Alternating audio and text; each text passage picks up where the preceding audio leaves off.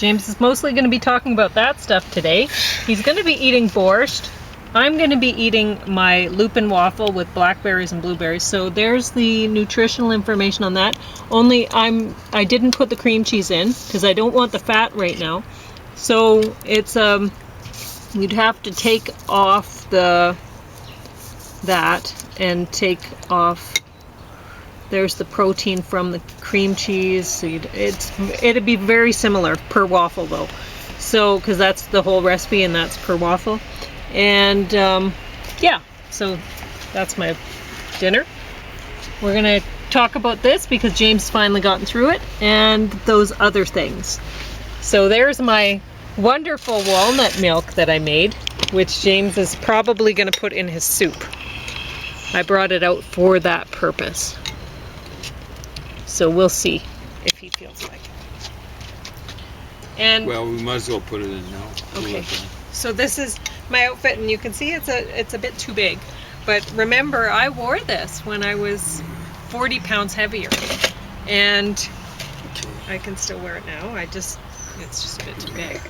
But anyway, I'm gonna cover it up because it's a bit chilly this morning still. It's cool. Yeah. Feeling a bit like autumn. We'll see what James thinks of the walnut milk in that. I think the walnut milk is lovely.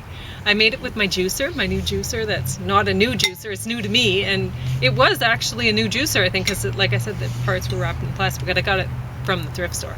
And I'm so thankful for it that I got some things today that I'm thankful for. Some of those kennels for the dogs, which they're not going to be. Oh, well, it means they can travel with us more than because ordinarily would. Yes, they are indiscreet indoors. They like when I treat them, they're actually worse to me. I don't know what that's about. I don't know why they do expect it, you know. Well, oftentimes they know there's more of it left, and they think we're hogging it. Yeah, that's probably what it is. It's hard to understand animals. So, different species of animals, to be. So it's interesting that James was reading the Freedom Essays thing, and he said, I guess he had a bit of a memory glitch or whatever at the time, and he said to me, was it multiple myeloma that I was diagnosed with? Yeah, exactly. And so I was like, yeah. And because it turns out that woman's mother, she wrote about how her mother had that and died from it. Same day? And then same day we watched this video, Fresh Kill. Or was it Fresh Kill? No, it was the AI doc. And he didn't watch Fresh Kill. He was saved from that. The AI doc. And this guy's father had multiple myeloma. So that it's weird how it's not the most common cancer. But I mean, you hear about it, so. And how's the borscht? It's good. Good. It's very beety because what I did is I saved some of when I was making the beet chips. Then some of the pieces would come out too small or whatever for a good beet chip, right? And so I didn't want to put in the dehydrator. So I saved the little chips aside, the little bits and put them in the fridge in a container. And then I made beet juice yesterday, remember, so that I could make the beet balls with the pulp to show you. Which honestly, I have to say they're dry because there's a lot of fiber. When normally in the past I didn't use lupin flour, and lupin flour has, you might have noticed from looking at my waffle nutritional information, but I guess you wouldn't have noticed that which column was which because it's right at the bottom of the page. But anyway, the lupin flour, it has hardly any net carbs, but that's because it's a lot of fiber. There's so much fiber in there. And of the carbs, right? So it's actually quite high in carbs, but given, if you notice the calories per waffle, it's quite high. But most of those are fiber. So I don't know how that works out. No, and it's like the lupin flour. It's like a lot of protein, a lot of fiber. Anyway, so the beet balls. Normally I wouldn't use, because the beet, you're using pulp, that's fiber, right? And then putting the lupin flour in, that's a lot of fiber. And so it was pretty dry. And it didn't have hardly any fat. I rolled the balls in oil so that I could put them on the grill, and have them not stick. But anyway, not a lot of fat there. So I don't know that I would actually recommend lupin flour for the beet balls. A lot of fiber. I don't. But I mean, there's other options, right? Like hemp protein powder, whatever. If you want to bring the protein up and whatever. Anyway, so just mess around with the recipes, try a few things and see what you think. That's all I do. I just try a few things and whatever. So I had a lot of beet juice, and so for the broth, it's beet juice, not water, and there's onion and garlic and dill weed, and the beets, and then the walnut milk. So that's what dill weed, eh? Yeah. Weird. Oh, and bouillon. There you go. So that's, yeah, you use the weed, not the seeds for borscht. I thought maybe you'd glitched or something. No, weed. Dill weed. Yeah, So yeah. Dill weed. She put dill in front of that. We're not talking about something else. No. So anyway, now when I reviewed this yesterday, fresh kale, and I said something like artists shouldn't make films. Well, exception. And honestly, David Lynch, I would say the medium that he works best with is film. By far. By far. I don't think his art is that good. Outside of the art that he does with film as the medium. So, but you may disagree with me. I don't know. Anyway, Dexter Resurrection, the complete first season. So now I can speak freely. So I'm going to give a spoiler alert because I might speak too freely. But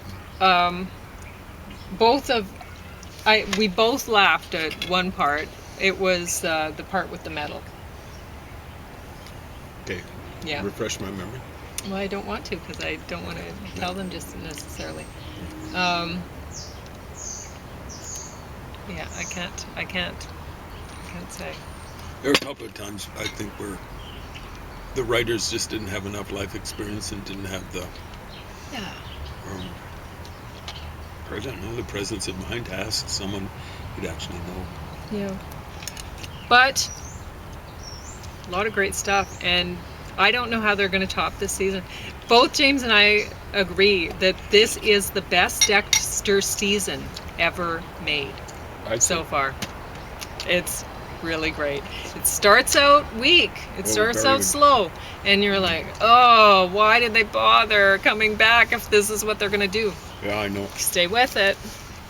Well, if you like that sort of thing. Bitter rivals. And I get to eat. Now, this is the second thing we've seen from Frontline. Featuring... We've seen lots of PBS Frontline. Oh, you mean recently? I'm finishing up. Featuring a guy, what's his name, Morton Smith or something like that? Martin Smith. Making his name seem more fancy than it actually is.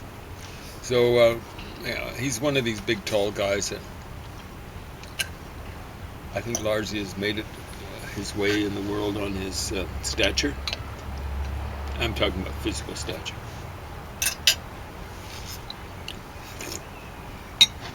Now, we've covered everything else, right? We don't have to go into detail on this.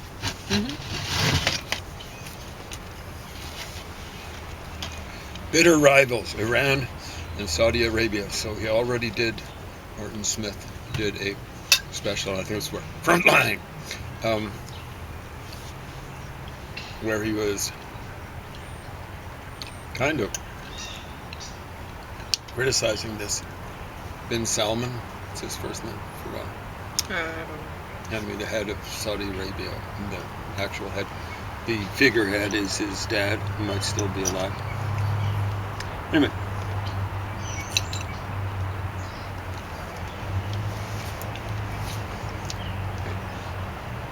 And this is, Iran and Saudi Arabia. And the basic tenor of the show is they're both bad, but then you look at the way Smith is treating interviews from the Iranian side, including the Houthis, and the Saudi side. He just asks tougher questions of the Saudis. Occasionally asks a tough question of the Iranian representatives. Very often he'll cut away from their answer. Whereas with the Saudis, he'll ask a tough question, they give an answer, he'll ask a tougher question. That's a general pattern in this. He, like many, looks like he's a liberal kind of guy, to use the American term.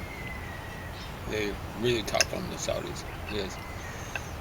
Down deep, they feel that the Saudis were on the wrong side of the Cold War. In other words, they were allies with the Americans.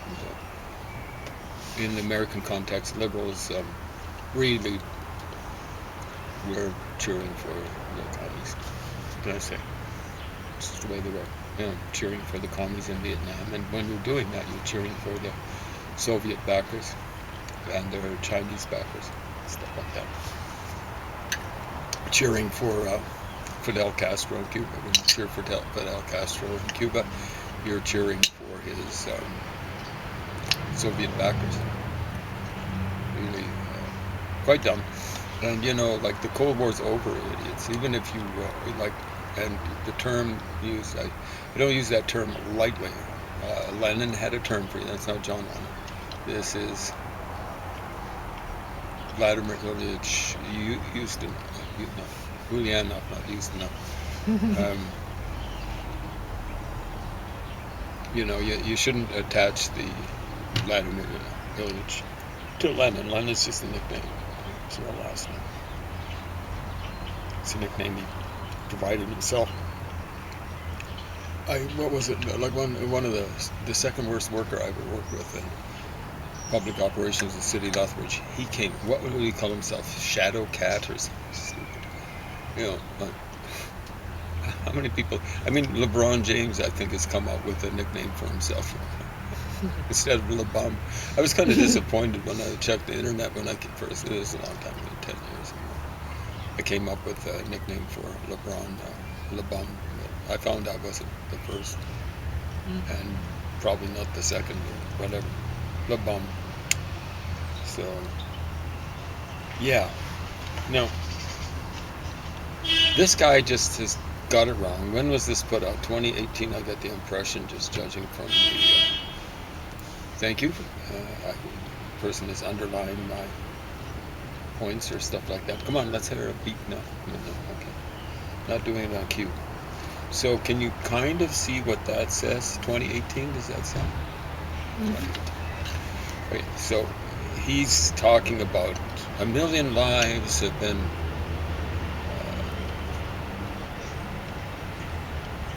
taken in the Middle East, and he says in the last 10 years and stuff like that. And keeps on saying that. And then who does he blame? He blames the Iranians and the Saudis. Wow, that's interesting. And he's saying the Iranians support their proxies. It's the proxies of the Iranians and the Saudis that he claims are doing the killing. Claims. And with good justification that the Saudis have their proxies. The Houthis are still going wild right now. Hezbollah, which he mistranslates. Don't go around translating Hezbollah as the party of God. They don't believe in parties. Fundamentalist Muslims, and that's mainstream Muslims, don't believe in parties. If they do, there's only one party. It's a one-party state, the party of God. You don't go around calling it a party of God because they don't believe in other parties. What it means, strictly speaking, is, well, let's go. That's the tertiary meaning, party of God. It can be applied to parties, but here it's a misapplication when it's applied to Hezbollah. The secondary meaning is the group of God. Oh, that's better. Group of God, not a party. You tend to think of parties as existing in, like it's ridiculous to call the Communist Party a party, because a part means kind of like behind it. It implies a partition or a parting, right? There are other parties, and the communists basically they had their party, and it was a wild party, and they didn't allow other people to come to the party. They killed other people, even within their own wild and crazy party. So the primary meaning of Hizb in Hezbollah is army. That's what these guys are. They're the army of God. So let's get that straight now. Martin Smith and all you other flunkies are going around trying to semi-legitimize things like Hezbollah by calling the army of God or the party of God. Now, get it straight. Now, that's the way they behave. They behave like an army. So then he's saying, so there's Hezbollah, there are the Alawites, Baathists, supported by the Iranians until recently, until the last year of Biden's administration, and they went down. He wasn't anticipating it here. 2018, 6 years before, he went down 6 years. Yeah. He wasn't anticipating it. He figured that Iran had the whip hand throughout the Middle East, and the Saudis had maybe a left hand, the other whip hand. And then he's saying the Saudis' proxies are Al-Qaeda, Nusrat, or whatever it's called, and ISIS. Might have mentioned another one too. And say what? Don't you dare go around slandering the Saudis like that. I don't think the Saudis are fantastic or anything like that, but they've been actually pretty restrained. I'm talking about the royal family. I'm not talking about Saudi millionaires and or billionaires or whatever Osama bin Laden was. He wasn't even native to Saudi Arabia. Did you know that? I did not. He wasn't. Like, well, he might have been born there, but his dad wasn't. Well, the main thing that James pointed out while watching, because I watched some of this with him, the main thing that he pointed out, which I don't know anything about politics, and so I watch something like this, and if I don't watch it with him, I have to take whatever they're saying as gospel, really, because I'm like, okay, well, I don't know any better, so whatever you're saying must be true. But I watch it with James, and he's like... Remember that one time I anticipated what he was going to say? Yeah, he did. And 5 seconds before. Yeah. So, he'll say, at one point, he pointed out, the Iranians have, are... Proxies? Whatever. They're allies. The people, with the... what was Houthis? Yeah, Houthis. And they're Houthi is probably closer not native, or they're not the majority anyway. They went into Yemen, and they're not the majority there. And then they took over. They ruled, capital. Right? Yeah. And so so they're right away. You see, they're not from there, and they're dictators there, which. Yeah. How could anybody want to side with that? So the thing with the Saudis, even if they had proxies in Syria, and I don't think they were terribly enthused about ISIS and Al-Qaeda, and I'm understating the case. Syria borders on Saudi Arabia. When the Saudis are, according to Martin Smith, messing around in Yemen, they border on Yemen. When they mess around in, like when they helped the Americans kick Saddam out of Iraq, they out of Kuwait, they border on Kuwait. When they helped the Americans relatively surreptitiously get rid of Saddam Hussein in Iraq, they border on Iraq. They're generally messing around in countries that border on it. But you look at Iran from your point of view, here's Saudi Arabia, here's Iran. Saudi Arabia is a strictly rectangle, but we'll pretend. Or if you don't want to, don't have to. Anyway, here's Iran. The Iranians are supporting the Houthis over here, Yemen, in the northern part of Yemen, and extending their brutal influence into all of Yemen, very least the capital. It doesn't border on Yemen. You've got Iraq in between Iran and Syria. The Iranians are messing around in Syria. Doesn't border on Syria. They're using Syria to, or they were until recently, to pump up until the state terrorists, i.e. Allah like Ba'athist, they were using Syria to pump arms to the Hezbollah in Lebanon. Lebanon is on the Mediterranean here. Well, it's over here. It doesn't border on Iran. And there's a difference. You know, like Iran is doing stuff on the outside of Saudi Arabia. They're messing around, and now they do border with the Persian Gulf states. But they're messing around, like in Iraq. Now they do border on Iraq too, but they've been messing around in the Persian Gulf states, oil-rich. Iraq, oil-rich. Been messing around in Syria, not so oil-rich. Been messing around with in Lebanon, and they've been doing activities all around the Saudi state or sphere of influence. Who are the bad actors? Well, frankly, they're the Iranians in this situation. Now, I have an issue with this guy claiming that the Saudis, and he's implying the royal family, we're supporting Al-Qaeda, ISIS, and al-Nusra. I suspect millionaires and stuff like that, acting as lone wolves or something like that, we're supporting them. But I heard this report, and it made sense, because when you hear people from Al-Qaeda and ISIS, they're saying, get rid of the Saudi oil family, or the royal family. Get rid of them. Get rid of them. I keep on saying that. Why would you support people like that? You would, they supported Saddam Hussein, or Osama bin Laden in the 80s. They wanted him out of Saudi Arabia. But when they start messing around on the borders of Saudi Arabia, the Saudis, the royal family, are not going to be enthused about it. So when ISIS started taking over in northern Iraq and more importantly in Syria, what did the Saudis do? The royal family. They sent army units to the border with Syria. Why? Because they did not want ISIS to come swooping in from Syria and taking over the small part of the Persian Gulf where the Saudis get 20% of the oil reserves. It's just on the Persian Gulf. Saudi Arabia is huge. Let's say this is Saudi Arabia. It's about a quarter of the land area of the whole United States.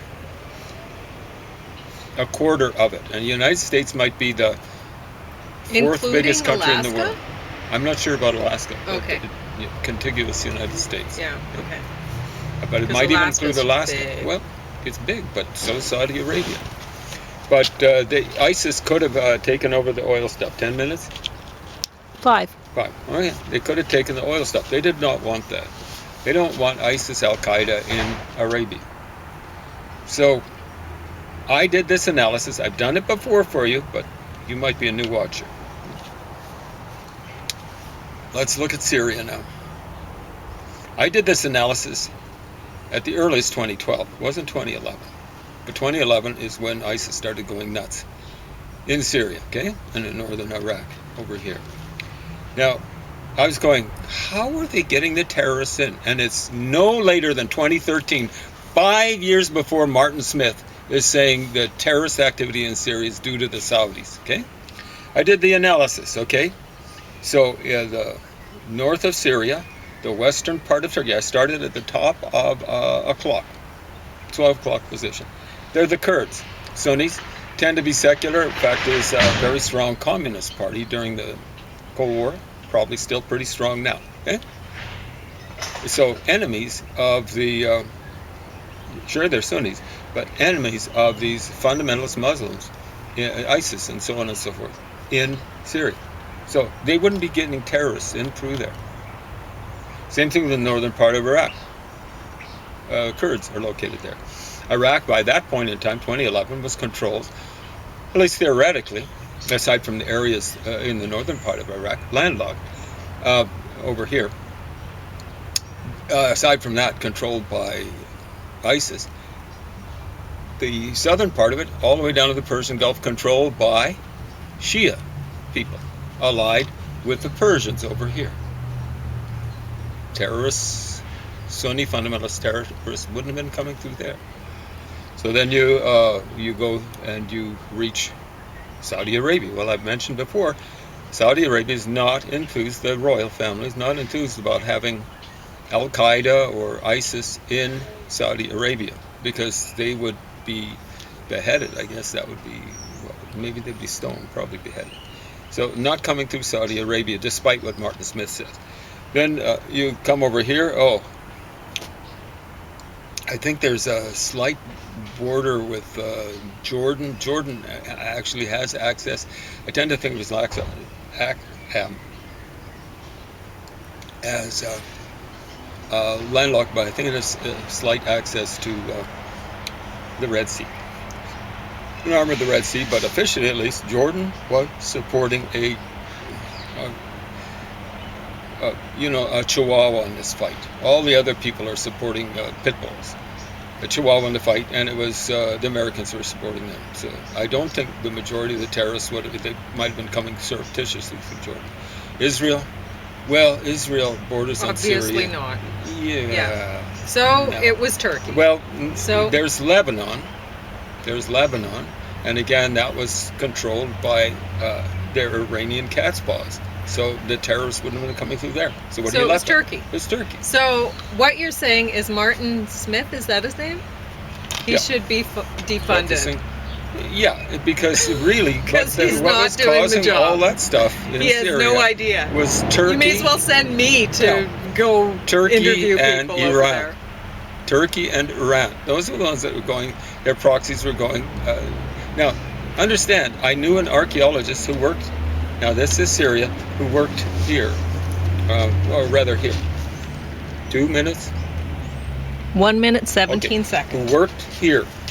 He was working, as I recall, in Turkey, Hatay province, right here, next to Syria. And he'd been working right there, like probably easy walking distance of the border with Syria. And during this time period, and I asked him, how are the terrorists getting in? All he said is they're pouring in through Hatay province. So that's pouring in from Turkey.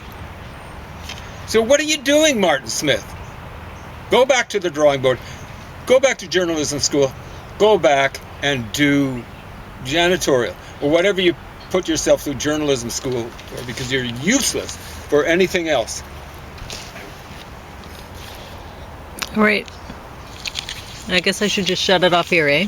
Well, how much time? 26 seconds. 26 seconds. So all this killing that was happening, and ultimately the Turks won there. This guy didn't anticipate it. The cat's paws, the proxies of the Iranians in Syria, lost. And that was as recently as less than 2 years ago, or roughly 2 years ago. It was the Turks. Wake up and smell the coffee. The Turks are bad guys. Here, I mean,